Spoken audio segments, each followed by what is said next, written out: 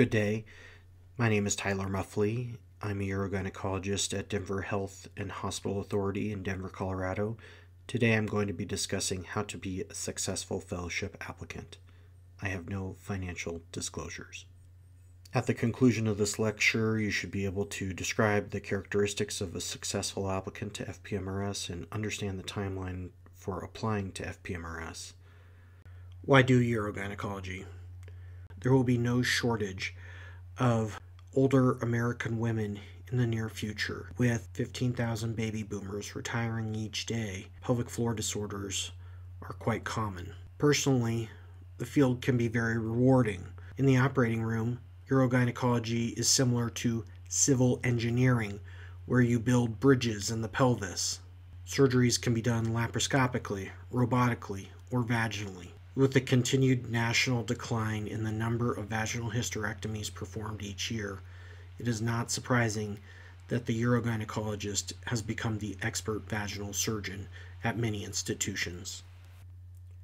Urogynecologists work in all practice settings, including university, hospital, and private practice most commonly. Urogynecologists spend about 25 hours per week seeing patients in the office and 13 hours in the operating room.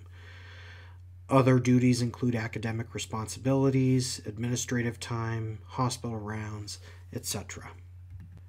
The mean compensation for physicians is $330,000 a year with production/incentives of up to $30,000 a year. About 85% of urogynecologists who practice are board certified. This number continues to increase.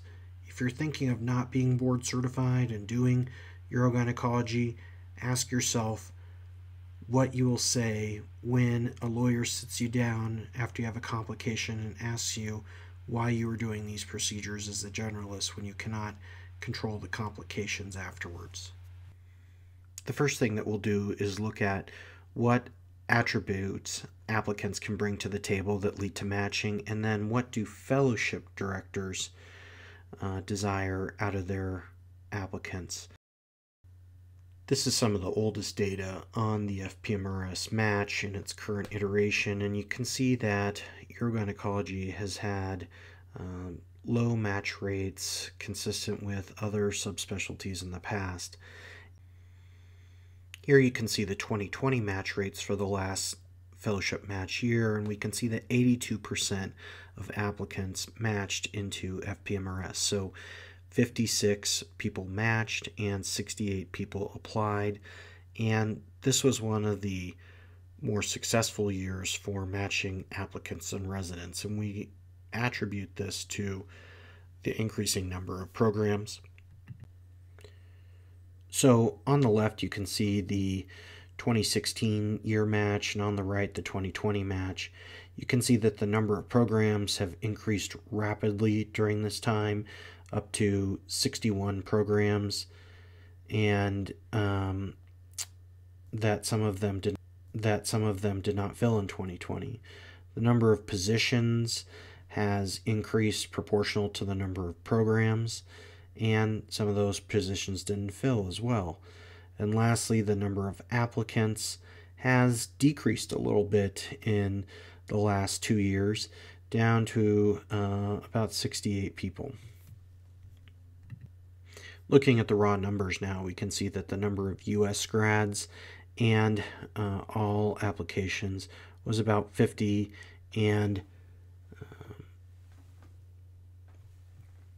68 total.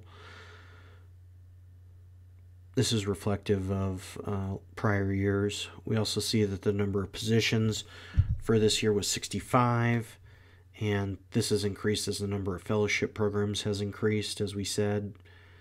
The number of programs has increased up to 61, and finally the number of matches that we see is about a 86% match rate for all comers. I'll tell you that there are a couple questions you should ask yourself before applying to a 3-year female pelvic medicine and reconstructive surgery. 1, are you going to fellowship to find yourself?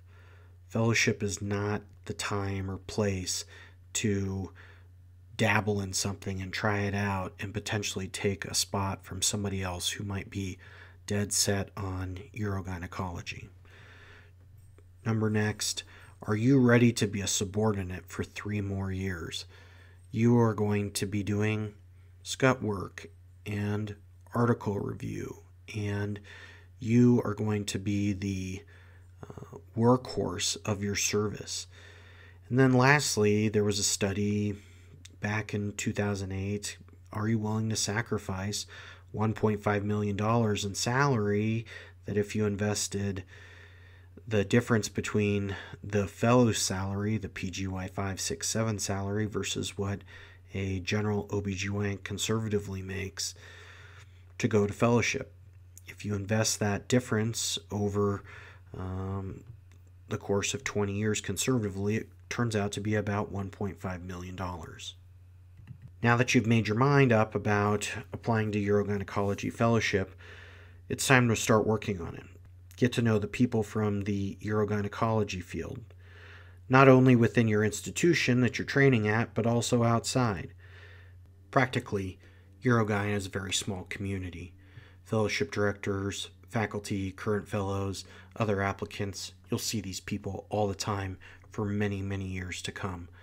Therefore, meet anyone and everyone, and know that because it's a small community, people talk. So oftentimes I would read an article and have a question, and I would email the author, and the authors were always very open and excited to answer my question, and I always appreciated that. We'll talk about key strategies and pre-match preparations, the role of the audition rotation, letters of recommendation, CREOG performance, and role of research.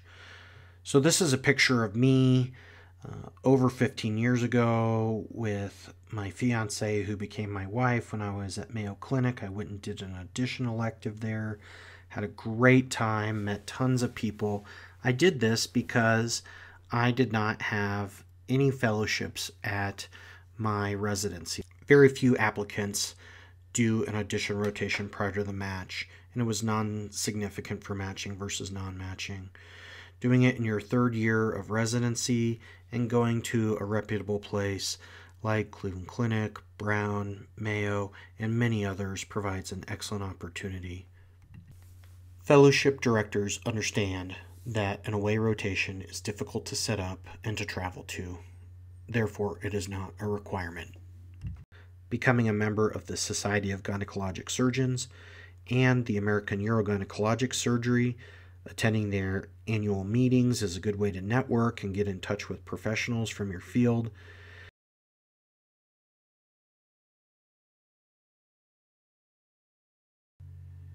The SGS meeting is particularly well positioned in terms of time before ranking occurs. Applicants who received a letter of recommendation from a nationally known female pelvic medicine surgery were significantly more likely to match. This is likely a proxy for mentorship. Do you have to be number 1 in your class with Phi Beta Kappa and AOA?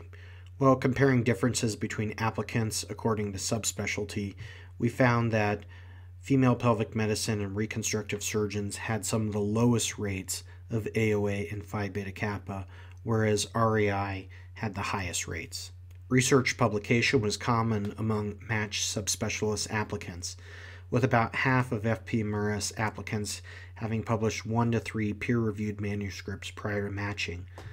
90% had at least one poster presentation, and half had an oral presentation at a national meeting. It's always good to follow through and show that if you had that poster, that you're a finisher and that you turned it into a manuscript.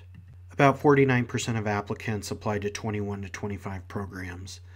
This number has been increasing over time, and most people went to about 10 interviews. The personal statement is no time to get creative. It represents a sample of your future publication and writing skill, so focus on why the specialty is a perfect fit for you. You can make it a little bit personal, but when in doubt, play it safe. After the application, go enthusiastically to every possible interview. People will ask you, what's your backup plan? We don't have a 100% match rate. Are you going to become a general OBGYN and reapply? Are you going to get a job where you went to fellowship, get another advanced degree, or do a year of research in FPMRS or PFDN? Whatever you do, you must be productive. The pre-interview social can be in person or via Zoom. No matter what, you should attend and get an idea of what the personality of the program is like. Not all fellowship characteristics are discussed in an informational session, so this is the ideal time to ask about the call schedule, protected didactic time, stability of the faculty. This is part of the interview, so you should be on.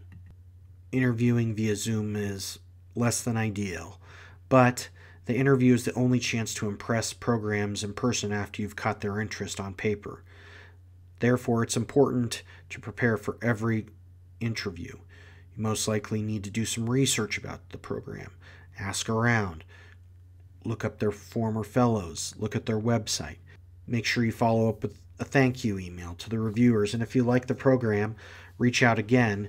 Many programs do their ranking immediately after their interview session.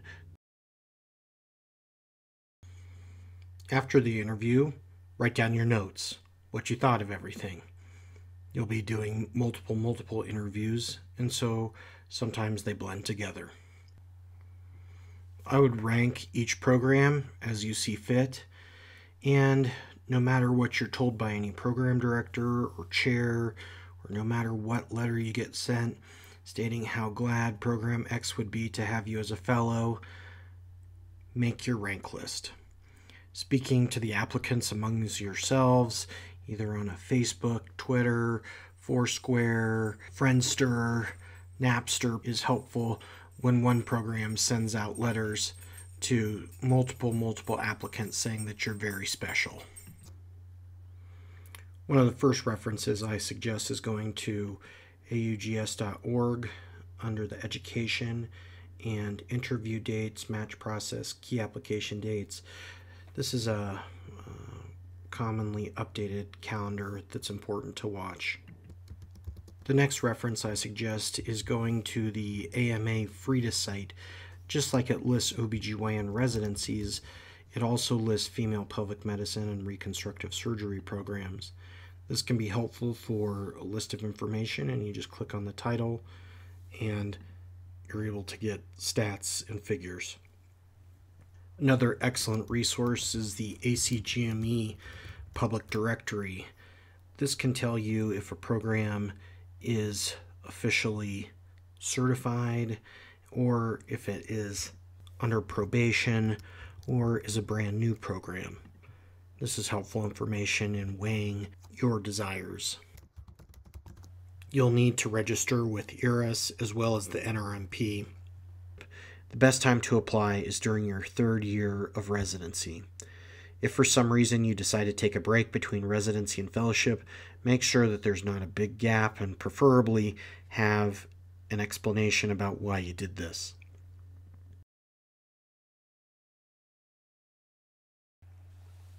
These are the important dates. This shows how to navigate the AAMC website in order to find which programs are participating in each year's match. Scroll down until you find the December cycle, and then click on FPMRS. This will bring up a list of programs, and you can sort them in multiple different ways.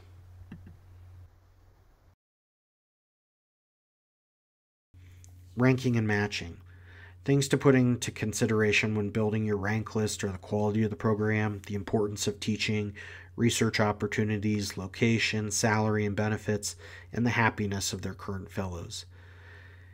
It is important to ask yourself if you like the people there, if you can see yourself working for those people. Does the program meet your future expectations and prepare for you for what your career is going to be in the future? And after you successfully matched, hopefully to one of your top choices, get in touch with the coordinator of that FPMRS fellowship to start the process of licensing and credentialing on time so you can start fellowship on time.